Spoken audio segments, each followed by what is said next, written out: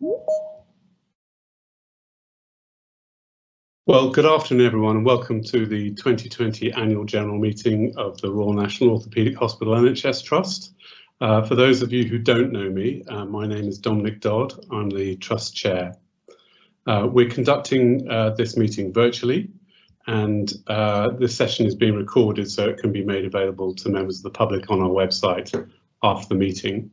I'm pleased to welcome those members of the public and patients who've joined us. I'd like to remind everyone to stay on mute unless speaking, and also to come off mute when you are speaking. We would love people to ask questions, and please use the chat function at any time to do that. I will try and get to as many as we can, and those we can't answer during the meeting we will commit to answering and posting answers after the meeting. So this is our opportunity to look back at the year, in this case the year to April 2020. And before March, as ever, there were some really important developments here at the RNOH. We continue to invest in the latest clinical developments for our patients.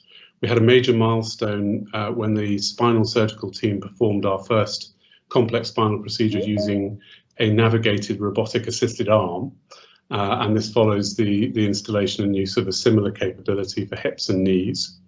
On patient experience, we completed fundraising for Horatio's Garden, which is just now open, and those of you who've had the chance to visit it will, I know, agree with me that it really is a truly special place and will be an integral part to the recovery process for so many of our patients. And it was another year of progress on our staff survey, on the National Staff Survey, where the RNOH was ranked in the top 20% of providers in the country on 7 out of 10 domains, and overall we were rated as the 3rd best in London, and that's a real transformation from a number of years ago. And on the governance front, it was a year that saw a major change at the Trust Board, covering 8 out of 11 voting board directors, and there's been a big increase in our representativeness both by gender and ethnicity. And a particular milestone is that for the first time in our history as an organisation, we have a female majority on the board. And as a board, we adopted a new strategy and direction for the RNOH, which is consistent with our ambition to be consistently world leading as a specialist in orthopaedics in terms of clinical work and teaching and research. And our interim chief executive, Paul Fish, will be talking about this later on. But of course, in March, all of our lives changed dramatically, and of the many contributions that Stanmore made to dealing with the COVID emergency, perhaps the biggest was to rapidly become a trauma hospital, to be able to take on as many cases from our neighbouring hospitals, to help them to free up their focus on patients requiring treatment for COVID. And our medical director, Dr. Leela Dinner, is going to be sharing with us what was a really remarkable transformation. And I want to take the opportunity to thank and pay tribute to each and every one of our staff for the incredible work and sacrifice during our response to COVID. Those whose roles changed fundamentally overnight, those who volunteered to work at other hospitals and at the Nightingale, those who had to work at home. Thank you all for what you've done, and I'd also like to extend that thanks to the families of our staff, who I know have been absolutely critical to us. I also want to acknowledge the work of our clinical and executive leaders who led the emergency response. Personally, I was just hugely impressed by both the talent and the care for patients that I witnessed in those who were leading us at this difficult time. Thank you. And I'd also like to extend our thanks to the local community. We were inundated with many thousands of donations of essential items from local businesses, local faith groups, and members of the public. And I know our staff found the solidarity from the public to be a tremendous support. We are indebted as ever to our charitable partners and our volunteers. Radio Broccoli, the Barbara Bus, Aspire, SCAT Bone Cancer Trust, the Disability Foundation, of course, and the RNOH charity for their tireless fundraising and for the very many grants for research, improving the experience of the patient, and for supporting our staff that they make every year. Because of our community and voluntary sector partners, we were able to find new ways to support and look after our staff in what's turned out to be a marathon rather than a sprint. And Laura Bevan, our Chief People Officer, will be talking about that and our future plans for how we aim to provide a consistently supportive environment for our people in areas like equality and diversity, where we know that we have much more to do. But in particular today, I wanted to thank our patients. We've had to change the ways in which we work and we see patients, for example, through virtual outpatient clinics in many cases.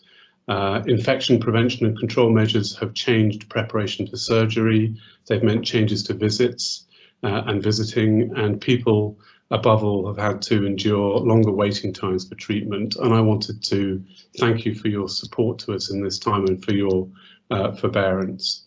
I know that a major concern for our patients is to understand our plans for this winter, how we plan to keep patients safe and our staff safe, and how we plan to provide care to those who've been waiting. Lucy Davies, our Chief Operating Officer, will be talking about that. I'm sure, as those of you who've attended these know, that the danger of these virtual meetings is being talked at for long periods of time of being subjected to trial by slide presentations. So we're going to try and do things a bit differently. Firstly, our speakers will be keeping their talk short, within 10 minutes.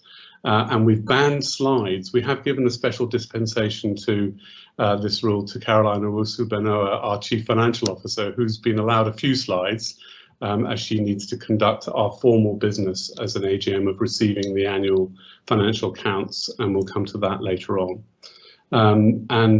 We do want to make this as interactive as possible, so please do post your questions at any time, and I will ask them on your behalf.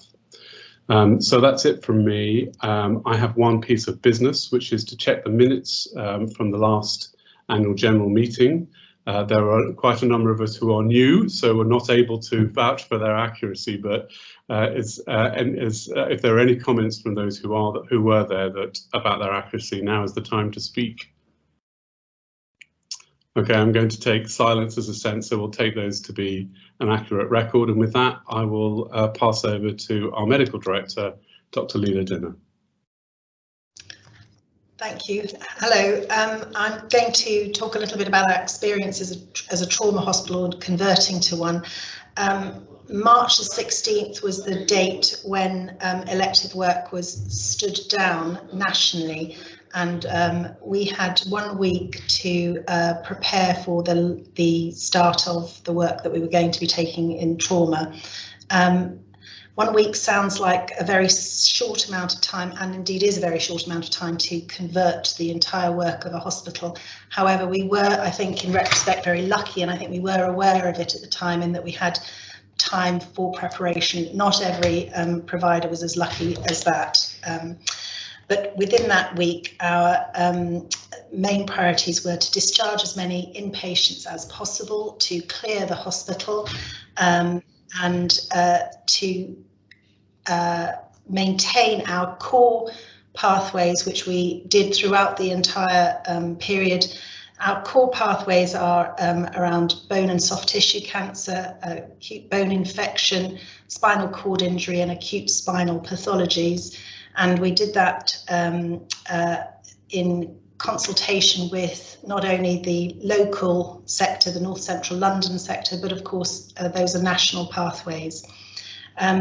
So the work that was done in that first week, preparation, was really around rearranging rotas and models of care, redesignating wards. Many staff were going to face changing staff roles. There was a hospital-wide training programme put in place, which was swung into action after the first day, which was, I think, an exceptional effort on everyone's part to train everyone in the hospital on infection control, to fit test people to the new protective equipment that was required, to understand the infection and control guidelines that were coming in.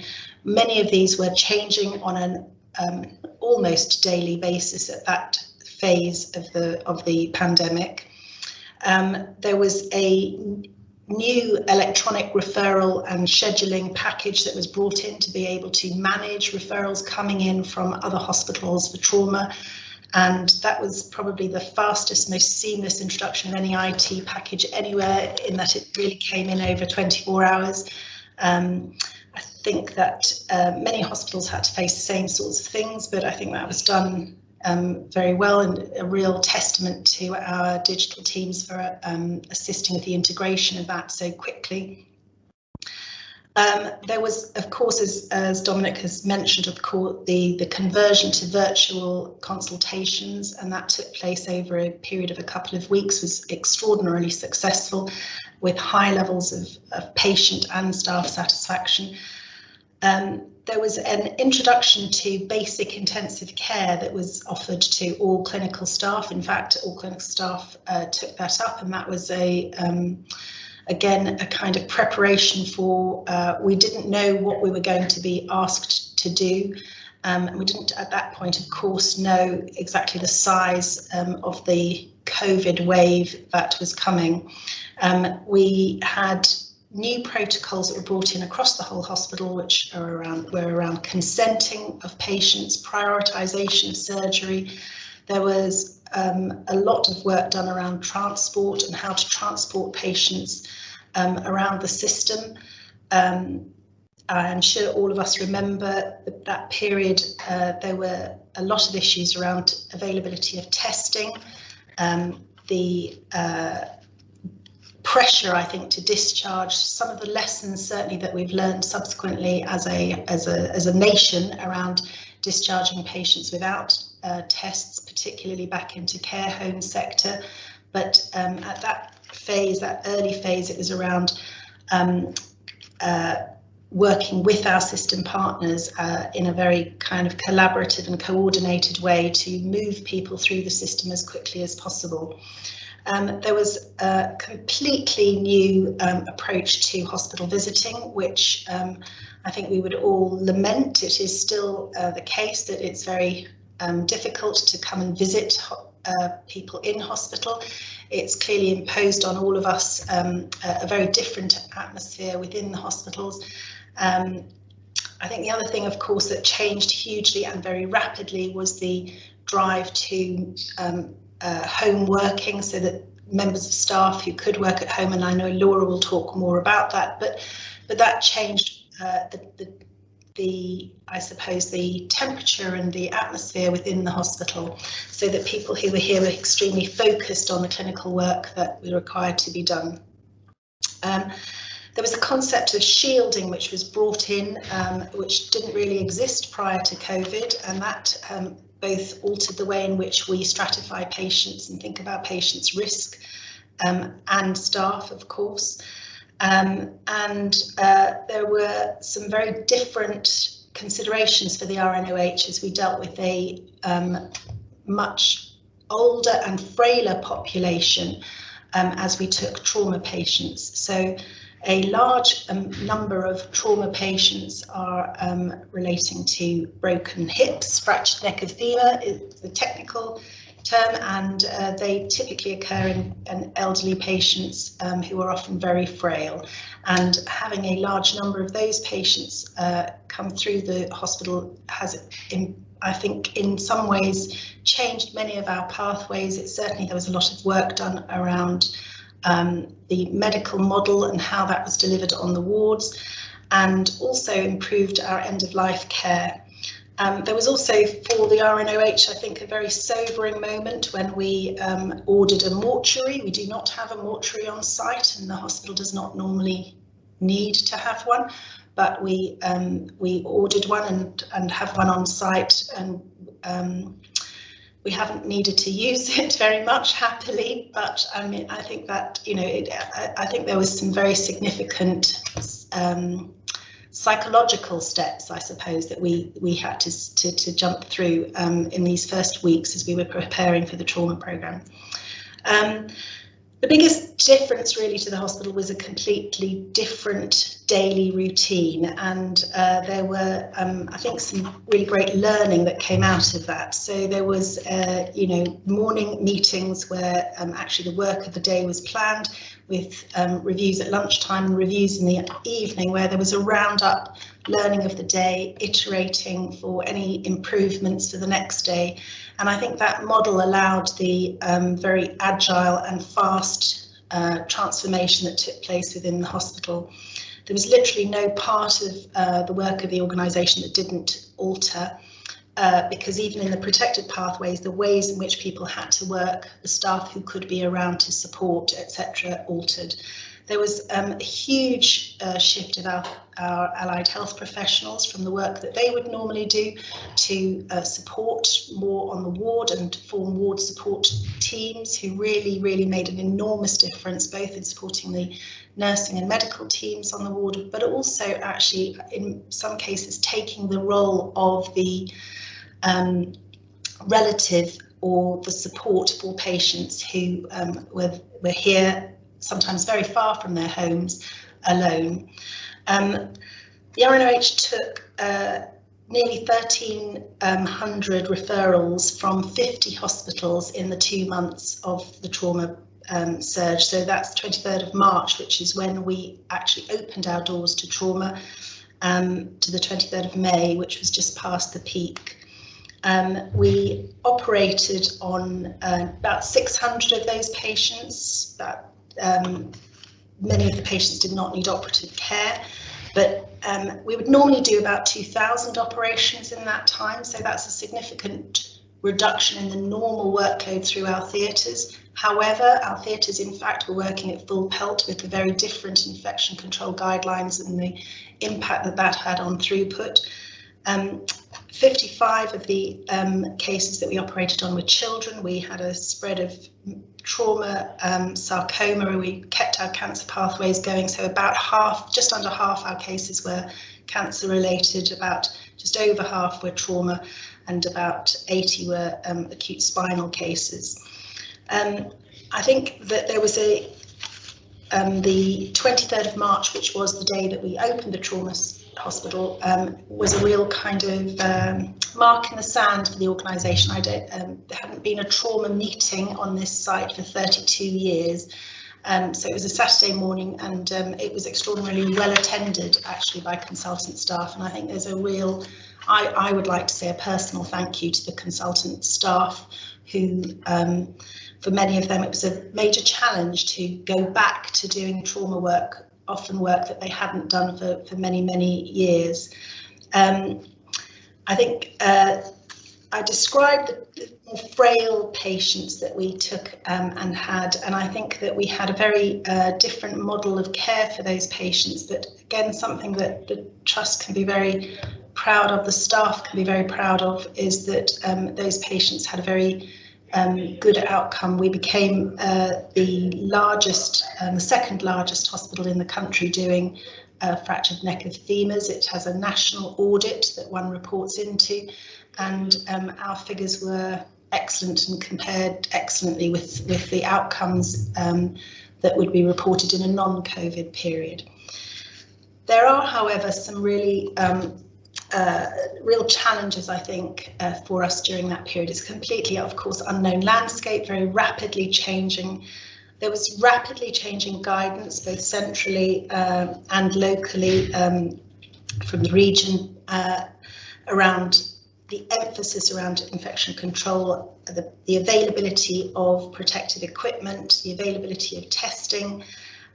There was a real impact for our workforce. We went to support the COVID efforts on a number of other sites across North Central London, and also at the Nightingale Hospital, and supporting the critical care transport service, which was set up again on a Saturday, and there wasn't one in existence in the morning. By lunchtime there was an RNOH crew to go out and to start to staff that.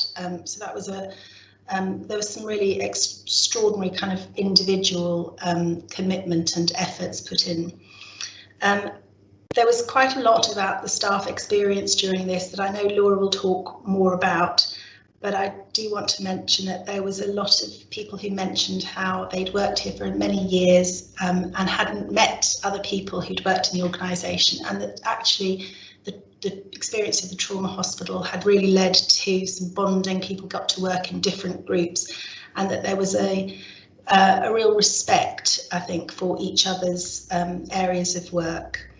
But it was exhausting, no doubt, to go through so much frequent change. I think some people describe it as liberating, and there were certainly fewer meetings. There was a real emphasis on cutting down what didn't add value to our ways of working. So there's a lot of learning for us that we've taken out of this, and there's a lot of work gone on to try and capture that learning and take it forwards. Happy to take any questions from anybody about the time that we were at Trauma Hospital. Thank you very much, Leila. And maybe I could just ask the first question, which was about your can I make sure everyone's on mute, by the way? We don't get echo that way. Which was, you talked about learning that we could take forward, because clearly we're not a trauma hospital, and it was a remarkable achievement to become one so quickly at such scale and with such good outcomes. But what were your top 2 or 3 takeaways of things that we can learn for our future as the RNOH, but not as a trauma centre?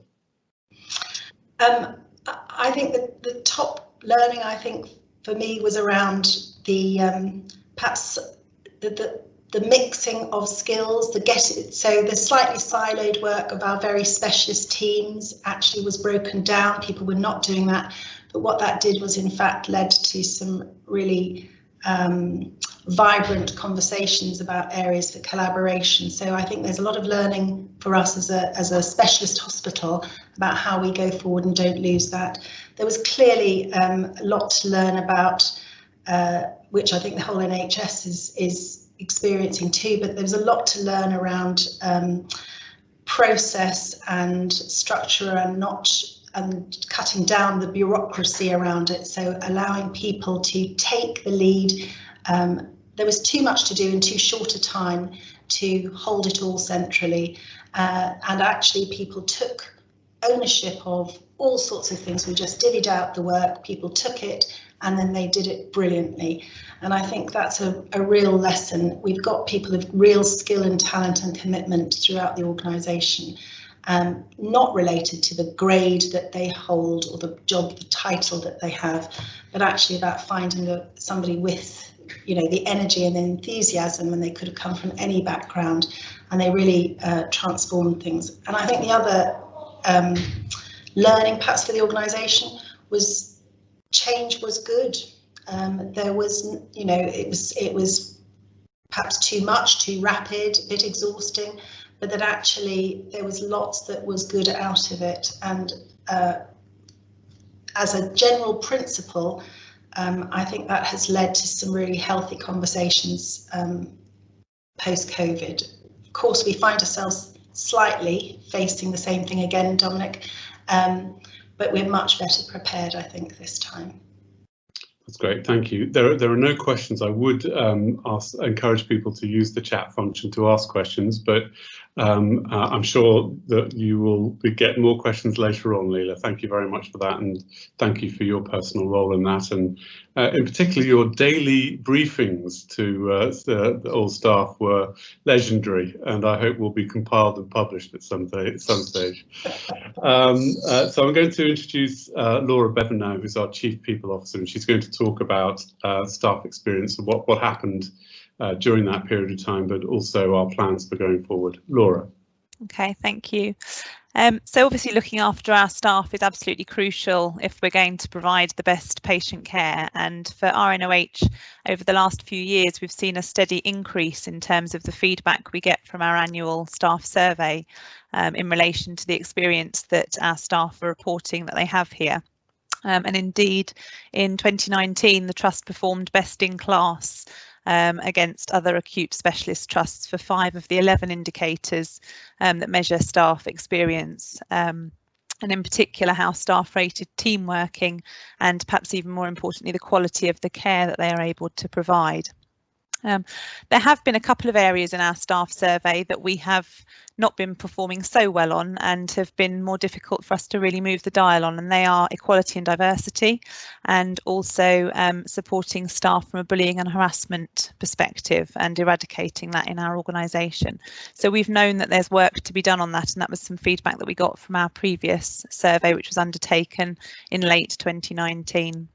So in respect of that, the actions that we've been taking to try and improve that situation, we've developed a new resolution approach and procedure to really try and resolve issues much more early on and informally through such things as mediation, and really supporting staff to work effectively to resolve those types of issues early on. And we've also done a lot of work around equality and diversity, and this year, throughout the year, we've done some work to really celebrate various events from an equality and diversity perspective, including Pride. And we put some real support to staff around the Black Lives Matter campaign and had a day of solidarity well attended, and a video that went out in support of that. And I think we've got plans to further push that dial on those areas. And as Dominic talked about, we've seen real changes in our board diversity. We're looking to really make sure that that is filtering right through the organisation, and particularly in those roles that are our sort of middle management and leadership roles within the organisation. So we obviously then had the impact of COVID. So for RNOH, the first staff member to positively have COVID was back at the start of March. And since that time, we saw in that first peak the number of staff who were absent due to COVID related reasons increased, and we sort of hit a peak of around 100 staff at any one point in time. And that was either for staff who are themselves experiencing symptoms, or perhaps had family members who they were living with who were experiencing symptoms. So obviously sort of handling that level of absence in the organisation was one of our key challenges during that time. We have responded by setting up staff testing. So initially we were able to use the drive-through centres that were set up, but we've actually put staff testing that happens here on site, and the team have supported that, have been absolutely fantastic in supporting us to both test staff who are symptomatic, but also staff who are asymptomatic. We test on every couple of weeks at the moment to ensure that we can retain our sort of green status and keep as COVID free as possible, so that we're able to provide the appropriate care to our patients. In relation to the sort of key workforce priorities that we undertook during the time of COVID, from a workforce perspective, we set up for our staff a helpline and also frequently asked questions that were being updated practically daily in terms of the number of changes and bits of information that were coming from the centre, and responding to issues that were live at that time.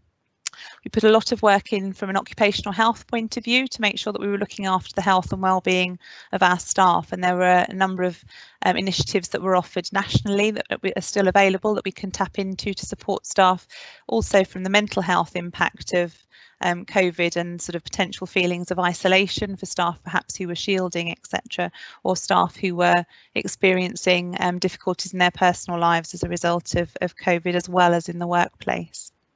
As Leela talked about, we've done a lot around remote working. So initially we sent as many staff as we could to be able to work from home and provide the setup to do that effectively. And we also looked at our pool of staff in terms of where we had areas of the hospital where there were staff freed up because perhaps we couldn't undertake certain activities. We created a redeployment bureau so we could redeploy staff who had perhaps particular skills or had availability to go and help in areas where there were increased pressures or where those skills could be most effectively utilised. We worked closely with our unions and in a partnership way to make sure that the decisions that we were taking were shared with the staff, and we also, as Leela and Dominic have referred to, put a lot of staff briefings out, including a daily briefing mainly produced by Leela to share sort of a real human view about what we were experiencing, how we were trying to support and lead the organisation through obviously what was an extremely challenging time. There were some really positive things for staff that we were able to do in respect of this in relation to some of the facilities that we have. So Aspire were fantastic, and we're able to provide childcare to some of our staff who are key workers here and who needed to have access to be able to have their children being looked after. So they were able to run some additional childcare, which I know was found to be hugely valuable. We were able to set up free hotel accommodation for staff who required that, and instigated a free food provision that went down very well with colleagues at our Brockles restaurant. And as Dominic's referred to, we were inundated with gifts and things from the community, which were absolutely fantastic and really were hugely well received by colleagues across the organisation. Where possible, we made changes to things like mandatory training. So we recognised that some of those things that we do, on a normal day-to-day basis were going to be more challenging. We put e-learning in place for as much of our mandatory training as we could, and also offered an e-induction where possible. And the temporary staffing team managed to recruit an additional 200 staff to the Trust internal bank to help us during the time of the crisis and to make sure that we'd got appropriate resources in place. As Leela has talked about, we did support a number of staff to be able to attend, and staff came forwards to go and support the Nightingale Hospital when that was set up, and also, for example, Barnet Hospital with critical care nurses during this period. So we were able to both look after what we were doing here in terms of our own trauma centre, but also support our system as well. And clearly the situation moved at such a pace that we were doing this stuff and planning in days and weeks in terms of what would normally perhaps have been planned over months and maybe even years. So I think the response of colleagues across the organisation during this time has to be completely commended, and like others, extend my personal thanks to everybody who really stepped up to the challenge. In terms of next steps, from a COVID perspective, we have got our Onward to Better programme of work, and the area for our staff, one key area is really about how we support agile working and appropriately utilise our site going forwards, enabling staff to work from home potentially for a longer term period now and into the future. We're trying to increase still the use of online training and virtual induction. We're making sure that when staff do come on site, they have had appropriate risk assessment so that we're able to keep them safe. We're following the government guidance in respect of social distancing and ensuring that staff also wear face masks whilst on site as well. And we're continuing to provide the wealth of health and wellbeing support and activities that are available to colleagues, so that we can continue to look after people in the best way that we can. Recently, it was delayed slightly, but the NHS has published its Nhs People Plan, and that has within it a long list of, well, in excess of 70 priority actions for the period of 2020 to 21. And we've done some self-assessment, and pleased to report that RNOH, we're already working on a number of the things that fall into that action plan that is the National Action Plan for the Nhs People Plan. And we will continue to focus and work on those things that fit with those key priorities. So they are around growing our workforce, making sure that we continue to grow the talent, both in terms of the numbers we invite into the organisation and support and recruit. Making sure that we create that culture of belonging and really continuing that work around equality and diversity specifically. And I'm pleased to say that we have agreed a new role for an equality and diversity lead in the organisation that we're just out to advert for at the moment. We're looking at how we provide new ways of working. So how do we make the best use of our skills and talent across the organisation, and feeding into that for us is how we think about our redeployment bureau going forwards to make sure that we continue to best utilise the skills of staff, particularly as we go into potentially a second wave of COVID as well. And ultimately, I guess it's important to recognise that we are very keenly aware that how we support our staff here, how we keep them safe, how we make sure that they are happy staff will have a huge impact on how we provide the very best care. So we're continuing to keep that in the forefront of our minds in terms of as we work forwards. Thank you again. Happy to take any questions. Thanks very much, Laura, and thank you to your team and the volunteers and estates and operations and all those who mounted what essentially was a military operation to provide that kind of support that you described really well. I wanted to ask about saying thank you. So we usually get together to recognise and thank staff. We're living in a world where it's quite hard to do that. What are our plans? I'm thinking in particular that how difficult it was to have colleagues who retired during this period of time, who we couldn't get together and celebrate their time with us. And what's the plan for dealing with recognition and thanks? I mean, from my point of view, that is absolutely key, and we have during this period tried to think of a variety of ways in which we can thank staff. So there have been, for example, cards that have gone out to staff who showed particular flexibility in terms of going to Nightingale and sort of Barnet hospitals and put themselves forward for other roles. We've done personal thank yous to people who have stepped up during this period. But I do think there is something about how we support our trust and recognise the real collective efforts of our organisation, and how we make sure that, you know, every individual has really gone the extra mile, and we've seen that, and you know, the way that individuals have done that has been different right across the organisation. And I think that, you know, there is more work that we need to do to make sure that we continue to express our thank yous to staff and find innovative ways to come together to also be able to celebrate us as a community and us as a group of, as a team, a sort of team right across the organisation. So I think there's more work to be done for us to really, you know, find new ways of doing that.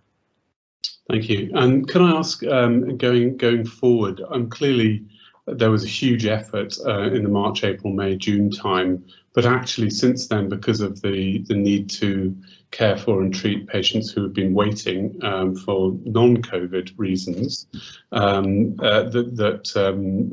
staff have kept going, and it is definitely a marathon, not a sprint. What are we doing to ensure that staff get the right time and are not getting too tired and too exhausted by this whole process? And I'm certainly pleased that I think a lot of staff have taken this opportunity to have a break over the summer, and we've really tried to encourage staff to take leave and to take that important sort of rest and recuperation.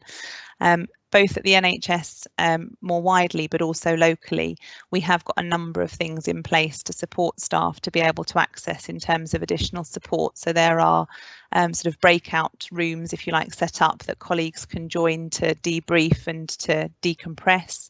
There are various different avenues of support, both through our employee assistance programme, through for counselling and for support of that nature. So there are lots of opportunities for staff to be able to access support when they need it, and we're certainly trying to recognise that, and also really encourage people to to lean on their colleagues and to speak up if they need any particular help. And we've had Charlotte Shaw in my team has been fab in terms of getting out to actually go and onto wards and onto areas to make sure, because one of the issues we always face in an organisation, particularly at a time of rapid pace and change, is getting those messages out. So not just relying on the email communications, but she's actually been going out and sort of promoting some of the activities and what's available for staff. And speaking to people directly, as you know, as others of us have as well, but particularly taken that sort of real champion role to get out and about and share those messages, which has been really helpful. Thanks very much, Laura. So we're now going to move to our Chief Operating Officer, Lucy Davies, who's going to talk about our plans for winter going forward. Over to you, Lucy. Thank you very much, Dominic. Hello, I'm Lucy Davies. I'm the Chief Operating Officer. As we've heard, we've had a tumultuous last 6 months or so, and the summer has been spent from a hospital perspective trying to get back to some sort of normality in terms of elective operating and outpatient clinics face to face as well as virtual, and trying to catch up with all the patients who sadly had to wait longer because of the pandemic, and that has also involved quite a lot of change because we changed our theatre templates and our outpatient templates to take account of clinical prioritisation and the very most urgent patients who needed treating as soon as we were able to open up after the trauma service had been repatriated back to the other hospitals in north central London.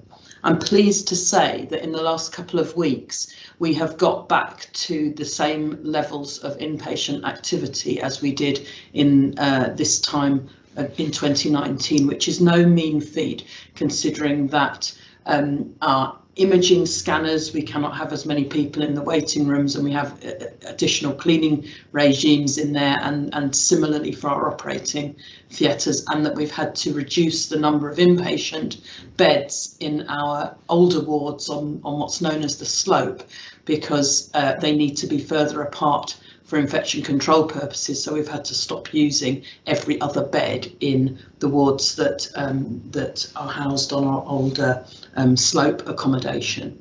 So I'm really, really proud of our teams and how hard they're working to address our longer waiting and urgent patients.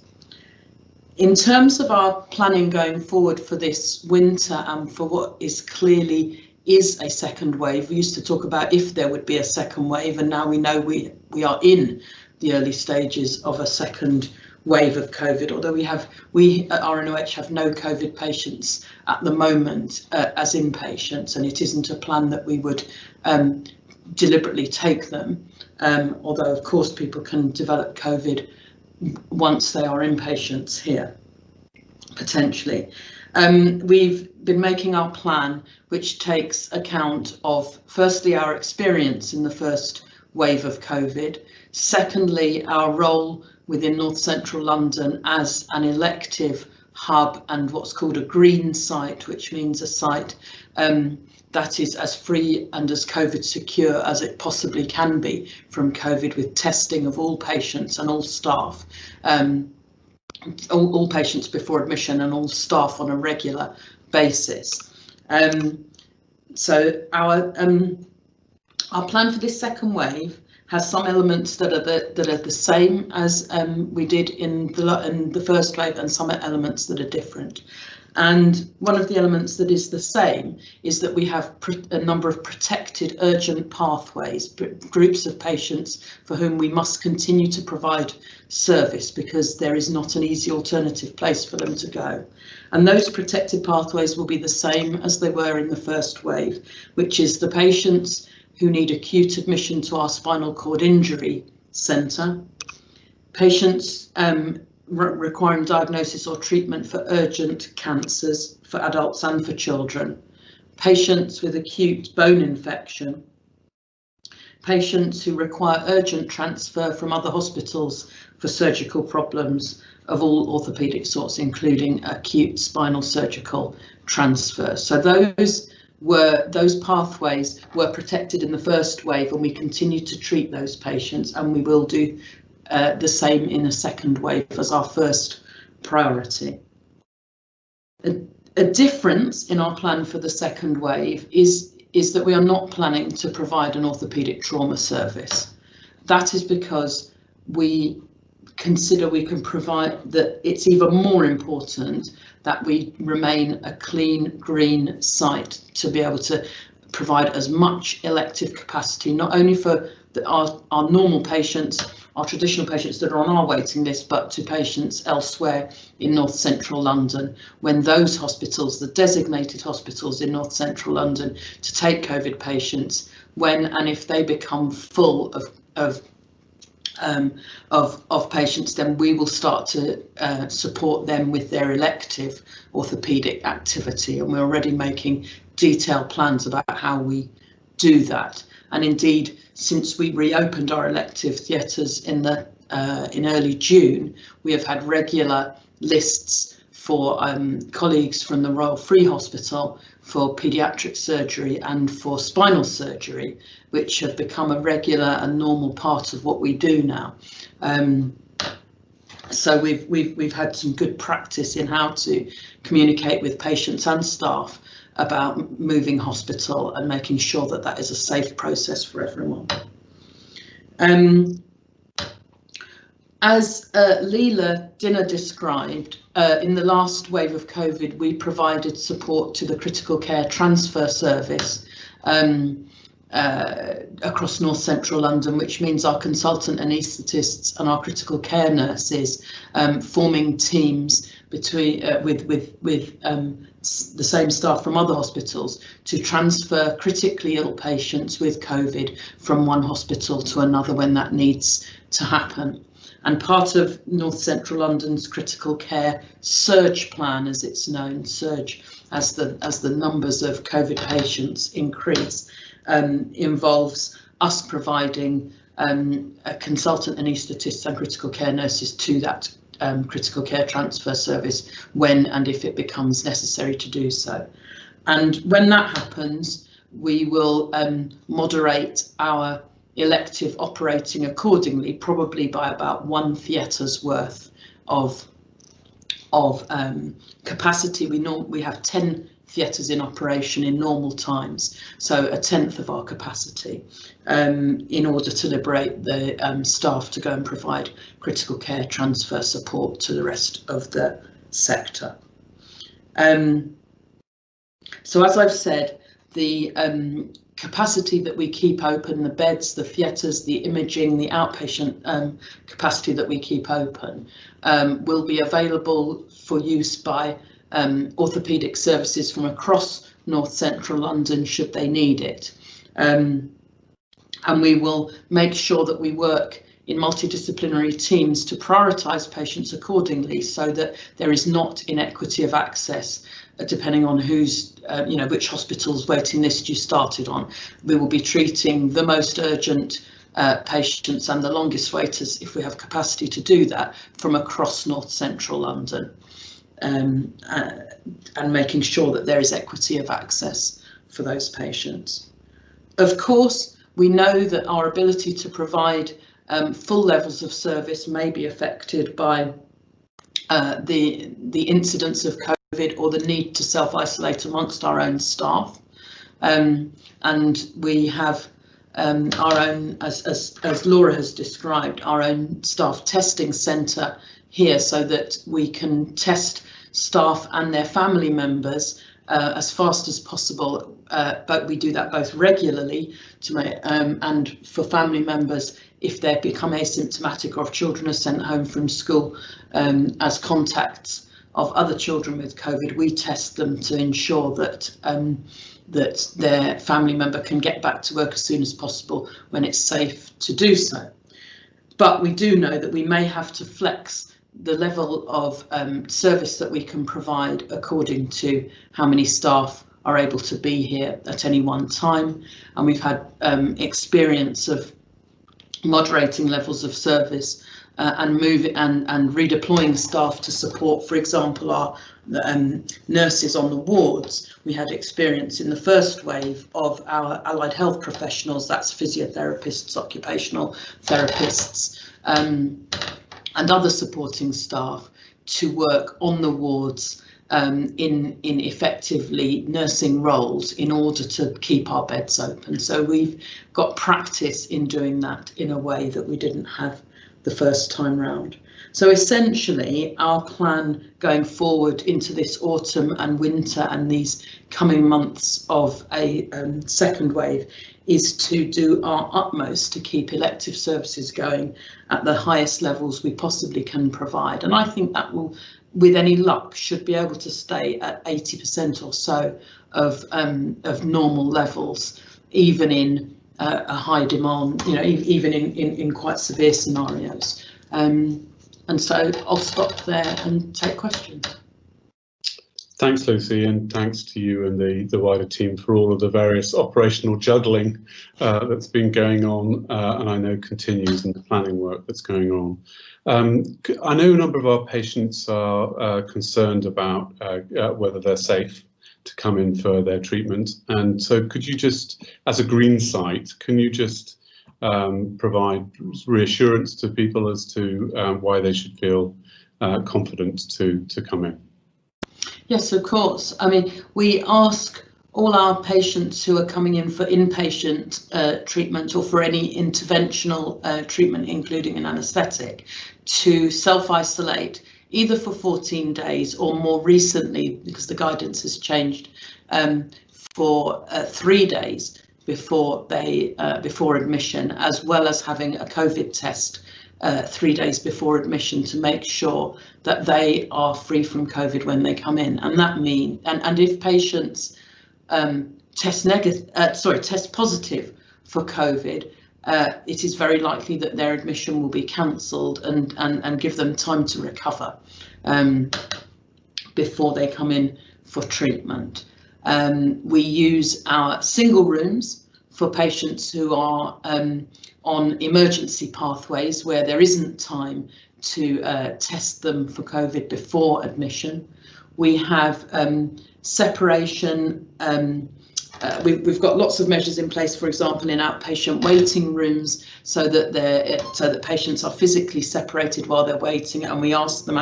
We've moved the times of appointments so that they are more thinned out, so that the footfall of patients within outpatient areas is reduced. Where patients travel to us by car, we ask them to stay in their car until the time of their appointment and then come up to the reception area. Rooms in our outpatient areas that are solely set aside for should a patient become symptomatic or show symptoms when they are in outpatients, they can be quickly isolated in a separate room set aside for that purpose and kept safe and treated, and the onward steps of care be planned from there. So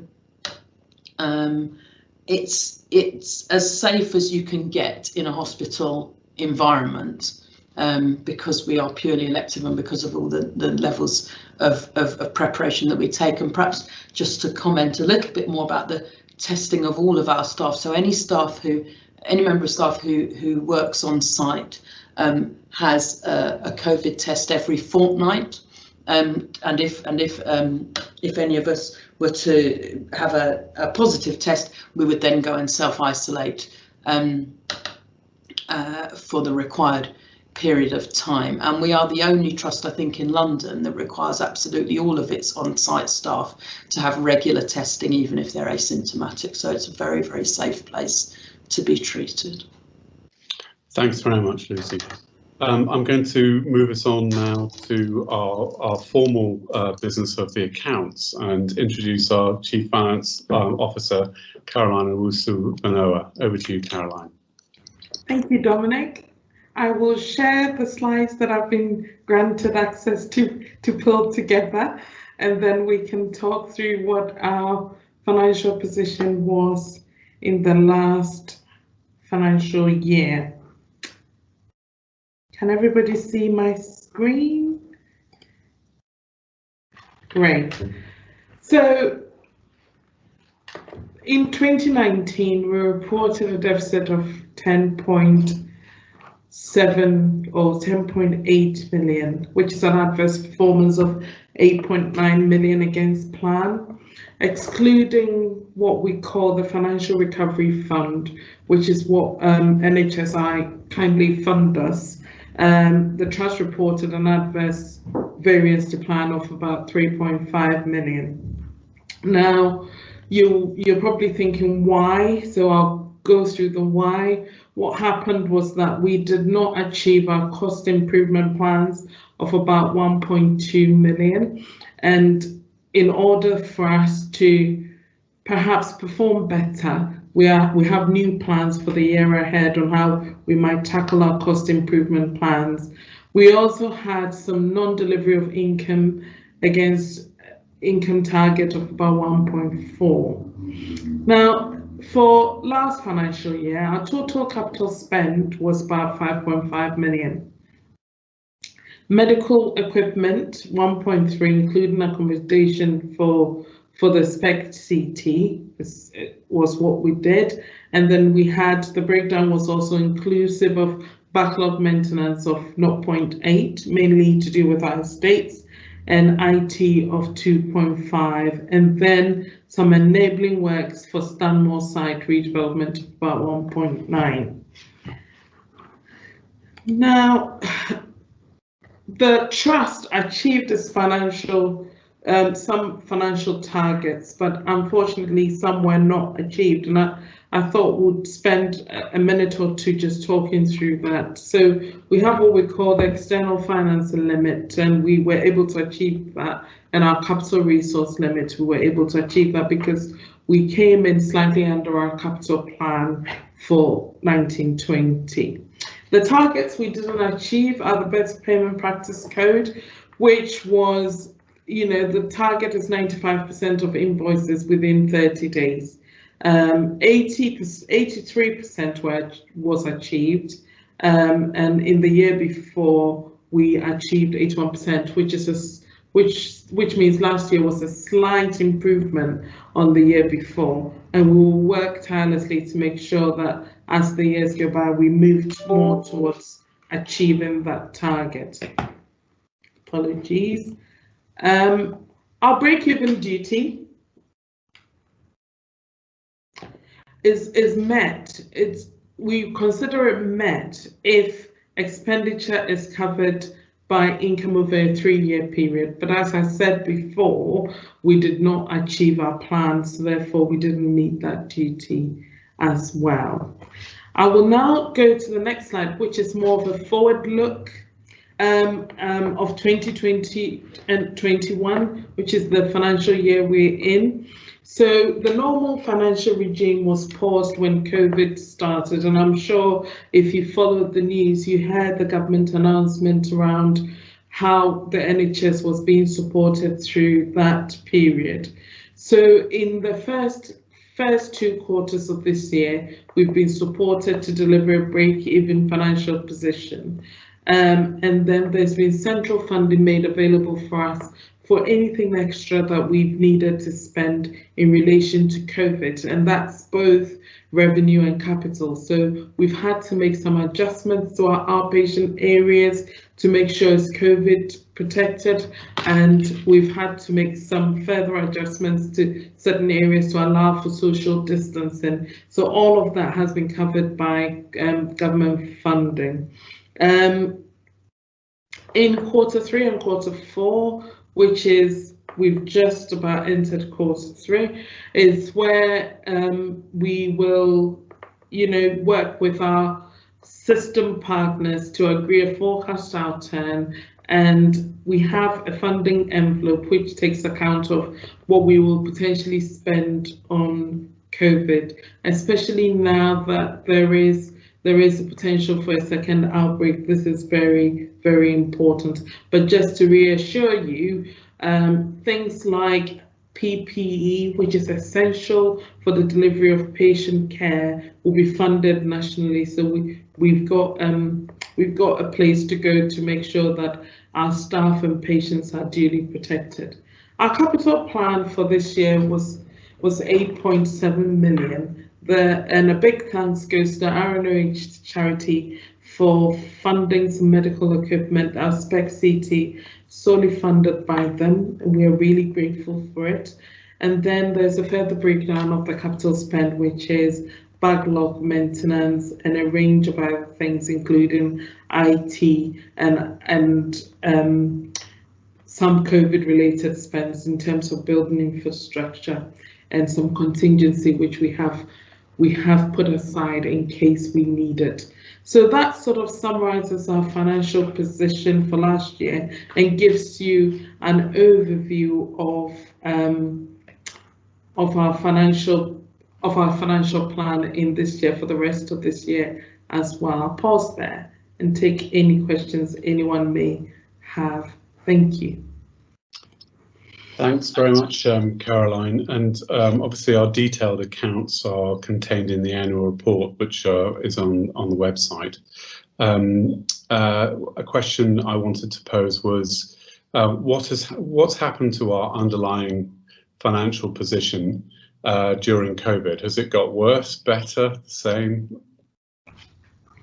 I think if you imagine, we have spent quite a lot to make sure that we are dealing with COVID. So whilst we haven't seen activity to the levels that would normally see, as Leila said, we're seeing 600. In that period, we did 600 operations as opposed to the thousands that would have done. So that shows you that we're seeing less. So if we didn't have any government funding, what that means is that we would have had a huge significant impact on our finances as a result of COVID.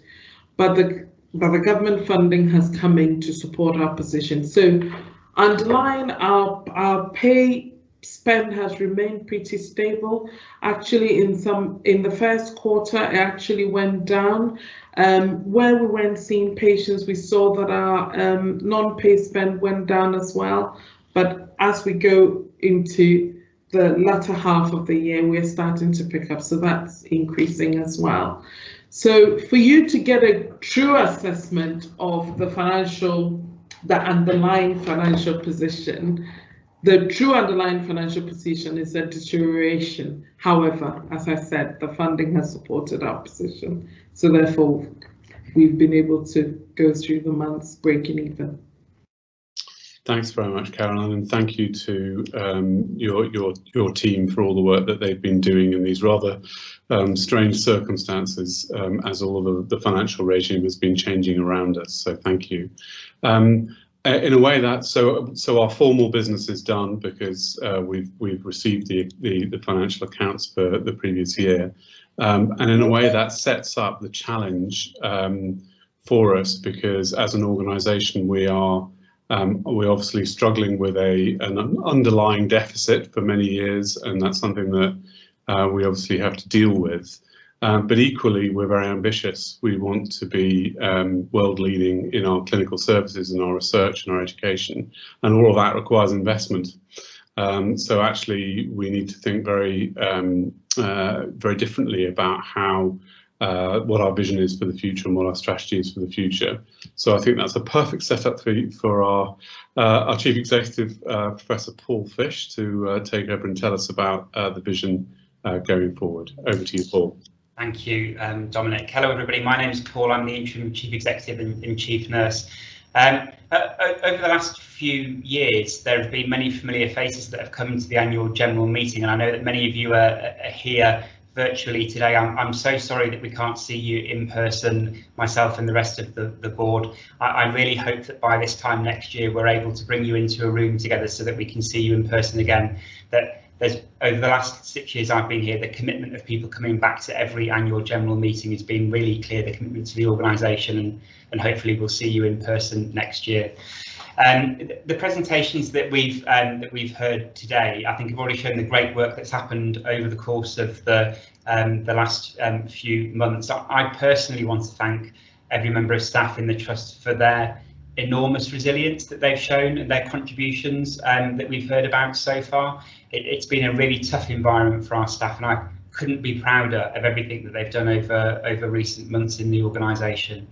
I'd also like to thank join Dominic in thanking the charity and the many other external organisations, too many to name in fact, for the support that they showed us above and beyond what we could have expected over recent months. It's been truly humbling to see the many donations that have been brought into the organisation, the many contributions that people have made, so thank you so much.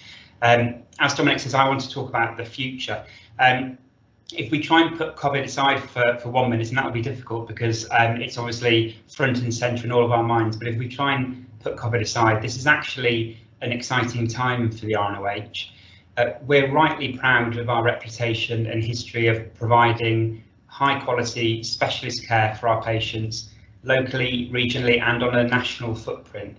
The future of the RNOH is always going to have those specialist services absolutely at its core. And in fact, it's our ambition to grow and further develop those specialist services. It's important, though, that we recognise that we face many challenges as an organisation, and Caroline has just outlined a number of those. To address those, maintaining the status quo is not actually an option for us. We have to be outrageously ambitious about what we can achieve over the coming years as an organisation. And we've developed, myself, the executive team, the board have developed a vision which we believe will strengthen the organisation and make us more sustainable going into the future. There are actually many elements to the vision, but I'm going to try and talk through them as opposed to use a slide. So rather than go through every element of the vision, which hopefully we'll be able to share with you at some point in the future, I'm just going to pick out some of the major parts of that to give you a flavour for the direction that we think we need to go in as an organisation. Firstly, in the future, we will continue to have a focus on our patients and on our staff. Our patient and staff experience is already amongst the best regionally, but our ambition is to have the best patient and staff experience not only regionally but nationally. We know that there's still much work that we need to do in order to achieve that.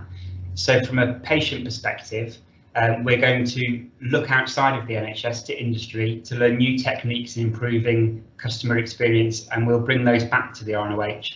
And in fact, one of our non-executive directors, Dr. Gabby Silver, has already helped us to connect into 3 commercial companies, 3 very, very well-known commercial companies internationally, to get some ideas of how we can start to do that work. From our National Inpatient Survey, one of the things that came through really clearly as important to patients and an area that we could really improve on is our access, and we will work really hard to make sure that our patients can access care in a timely manner, but in new and in innovative ways also. So we've talked a lot today in our public board meeting about virtual outpatient consultations and the development of therapies-led MSK services, and we want to take those services forward and develop them as an organisation. We're going to enhance the way we measure, monitor and improve in our patient outcomes, and we'll aim to achieve outcomes in the top decile for each of our specialities as an organisation, so the top 10% performance in outcomes for specialities. In relation to staff, and this has already been picked up by Laura, we will have a relentless focus on equality and diversity and bullying and harassment for staff in the organisation. We recognise that bullying and harassment has no place in our organisation, and we recognise that teams perform far better where they have diversity, and we will push that agenda very, very strongly in the organisation. There's lots of talk in the NHS at the moment about anchor organisations, and we will use our status as an anchor organisation to build links with our local community for our potential and future workforce, developing career pathways into the NHS and helping to sustain the community which we reside in locally. We'll work to build our estate and digital infrastructure so that staff have what they need to deliver outstanding care. And importantly, our values, so patients first always, trust, honesty and respect, equality for all and excellence in all we do will remain central to the decisions that we take as an organisation. In the future, partnerships are going to be critical. No NHS is an island. We work in complex systems, and our primary consideration in the work that we do has to be how we develop better pathways that make sense for patients, provide the best possible experience and outcomes for our patients, and which give us the best return of investment for taxpayers' money. Partnerships actually bring exciting opportunities for us to develop those better pathways for patients, and they strengthen our resilience as an organisation and our system's resilience, and they help us be more efficient as a system in how we deliver care to our populations. It's important that we as an organisation embrace those opportunities to work in new and exciting partnerships. Whilst we'll always continue to provide regional and national services for patients, at the same time we are part of a local system delivering care to the population of North Central London. In addition to being part of the North London Partners integrated care system, we will seek to develop other local partnerships where these make sense, where we think they'll improve the care for patients and where they'll lead to better and more efficient services and better and more efficient use of resources. So some examples, these partnerships might include alliances which help us deliver higher quality and more efficient support services, or they may be partnerships with other trusts which help us redesign pathways for patients across North Central London. Or they may be partnerships outside of NCL, which help us develop services, or which help us to influence and provide leadership for bone health at a regional and national level.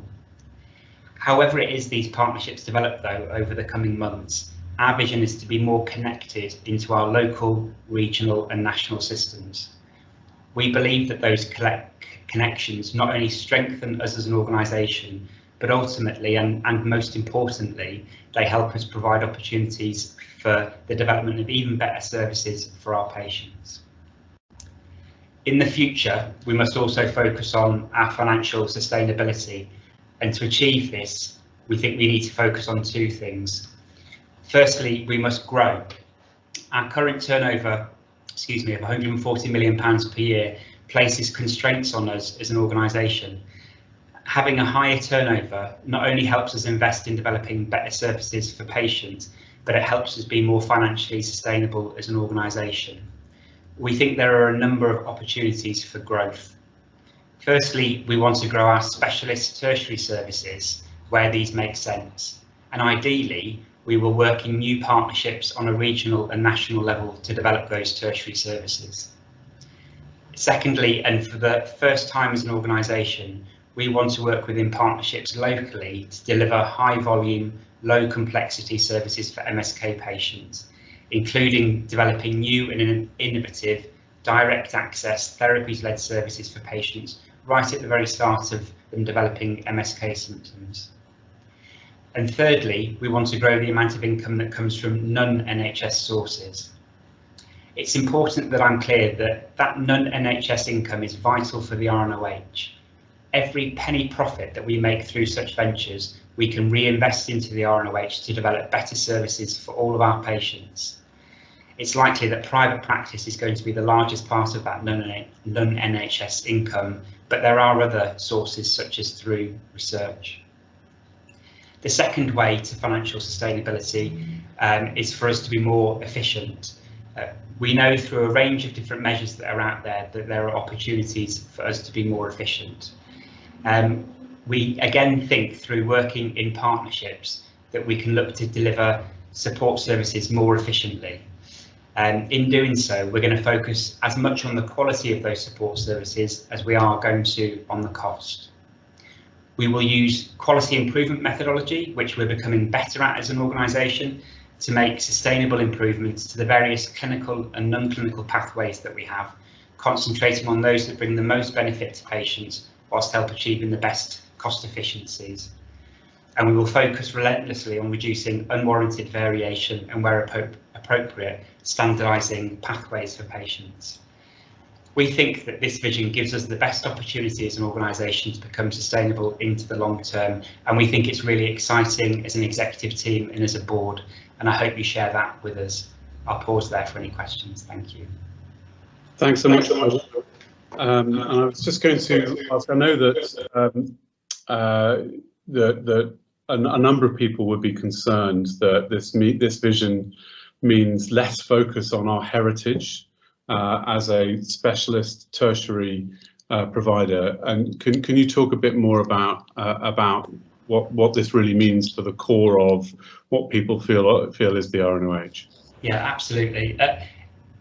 If anything, this protects those core services. So we are absolutely committed to not only protecting our tertiary services that we provide regionally and nationally, but actually growing those. But to do that, we have to have the availability to invest in those services. And that requires us to become more financially sustainable, and it requires us to work in partnerships with different people.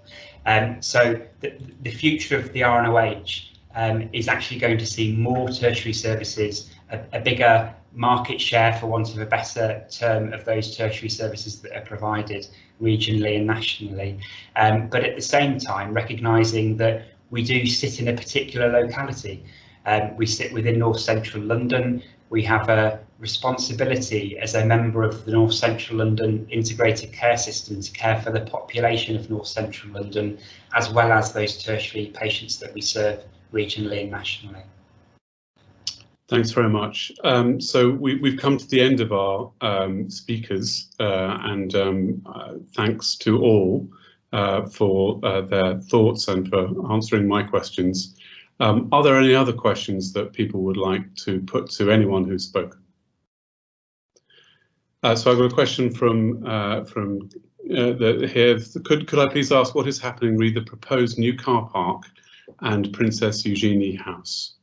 And that's from Keith Reeve, who's a volunteer and at Radio Brockley. So, Paul, do you want to take that? Yes. Hi, Keith. Both of which are still under consideration, I think, is the short answer. We, as people will know, in terms of some of the context for those that don't actually, we have the Western Development Zone, as we call it, which is the part of the land which has prosthetics and orthotics on it, some staff accommodation, and we have permission to sell that part of the land. In order to do that, we have to do some enabling works, which includes creating new staff accommodation, new car park, and a new prosthetics and orthotics building.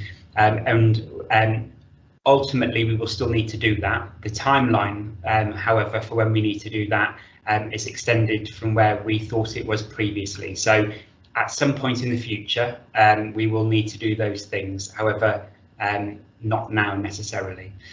In relation to Princess Eugenie House, it's likely that we will come to a decision on Princess Eugenie House within the coming months at the latest, and then we will be able to share that more widely. Thanks. Well, another question from Jonathan here. We have: Are there any plans for a new Institute of Musculoskeletal Sciences paired with UCL? Is that one, Leela, you want to take, or Paul? I'm very happy to take it. I suppose what I would say is that we have a strong relationship with UCL already and ambition to grow that even further. We have a new non-executive director on our board, Becky, who is an academic at UCL. John Skinner, our director of research, is also sat on our board, and I think we would aim to grow those relationships even further.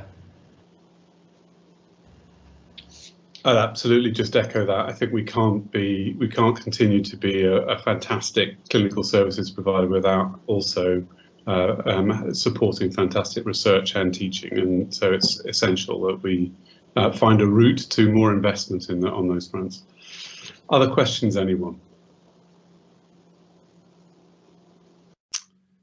Okay, well, with that, we come to the close of the annual general meeting. Thank you all very much for being here, and thanks to our speakers. And oh, I've got a last-minute question, so I will come in there. So we've got, due to COVID and how it's affected how non-clinical support services currently operated, are there any significant changes to the Trust's strategy for soft FM, so for the estate services? Would you like to take that, Paul? Sorry, I'm just having a read of it again. Just 1 second. Due to the COVID and how it's affected non-clinical support services currently, I think the short answer is no. I don't think we have any immediate changes to our plans in relation to soft FM. Okay, I'm going to draw us to a close now. Thanks everyone for the questions.